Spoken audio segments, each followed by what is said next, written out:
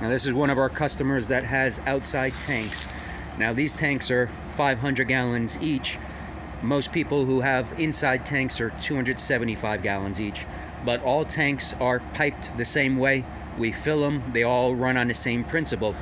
We put oil into the fill pipe, and your fill pipe probably goes to the outside of the property, and we hook up and the oil goes into the tank, and then air has to escape from the tank, and that's why there's a second pipe on your tank if you have a basement tank, and that's called a vent pipe. And this red device here is a whistle. This is how we know if the tank is filled or not. So when we put oil in, the air passes through the whistle. We keep hearing the whistle. We keep hearing the whistle. When the oil hits the top of the tank, the whistle drowns out. We know the tank is filled up.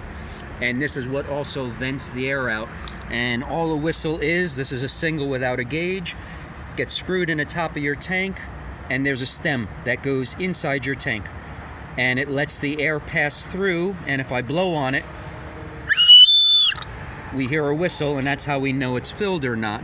Now, many people who have a blocked vent, sometimes vents are always open, so sometimes spiders can get into the cap over here or into the pipe, and spider webs are very strong, and that can block up a vent pipe. But we open up the cap and we look into the pipe, and there's no spider webs, and the pipe is clear. The vent is what's blocked up. And what happens is, this is upside down. This is hanging into your tank, and when we start to pump oil, the air will push this stem down and let a good amount of air go through, but we still hear the whistle on the stem. What happens is, a lot of times this will not drop. This will get rusted or just sometimes gunked up, and if this doesn't drop down, that's a blocked vent. And usually it means you have to replace the vent. Now, if you take the pipes apart, sure, you can clean the vent, but if you took all the pipes apart, the vent's only a $20, $30, $40 piece. Might as well replace it. It's easy to do. It unscrews and screws right back in. So how we know a vent is blocked, we're gonna start to pump. We pump up to 80 gallons a minute.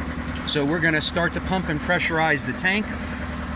Give it a second, and we're gonna hear the air and the whistle pass through. As soon as we shut the pump off, we need to have 4 or 5 seconds before that whistle stops. So we're gonna shut down, and 1, 2, 3.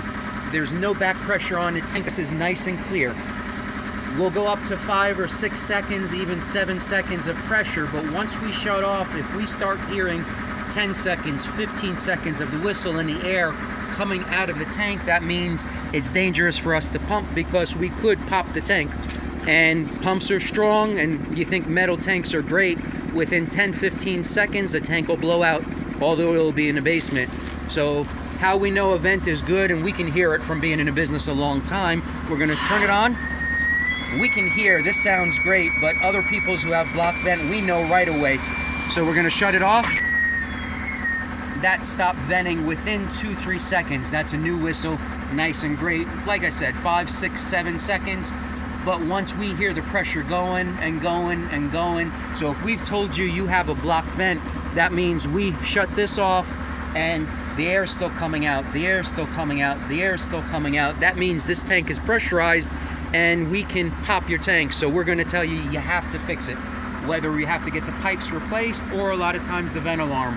So, nice, good. We hear a good whistle, we know the tank's not filled up. We shut it off, and that's what most everybody has. So if we've told you you have a blocked vent, that's exactly what's going on.